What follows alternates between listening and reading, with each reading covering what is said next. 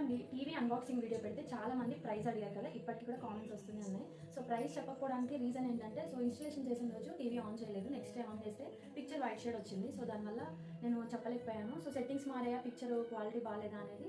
So నేను అది తెలుసుకున్నాక నేను ప్రైస్ చెప్దామని మీకు నేనైతే వీడియో చేయలేదు. టీవీ ప్రాబ్లం అయితే కాదు, సెట్టింగ్స్ మారాయి జస్ట్. సో వాళ్ళు వచ్చి సెట్టింగ్స్ అయితే మార్చేశారు, ఇప్పుడు ప్రాబ్లం ఏం లేదు. ఇంకా చాలా మంది ఏమన్నారంటే దీనికి సర్వీస్ లేదు అన్నారు. అసలు సర్వీస్కి వెళ్ళాల్సిన అవసరమే లేదు. ఈ టోషిబా మేము చిన్న టీవీ దగ్గర నుంచి యూస్ చేస్తున్నాము. పాత టీవీ ఏమైంది అని అడుగుతున్నారు కదా, మా చిన్న బాబు పప్పు గుత్తితో కొట్టాడు. సో అందుకే అది పాడైపోయింది. కొట్టినాక కూడా చాలా మంత్స్ మేము అదే చూసాము, ఇంకా లాస్ట్కి పాడైపోయిందని ఇప్పుడు మళ్ళీ అదే తీసుకున్నాం సేమ్.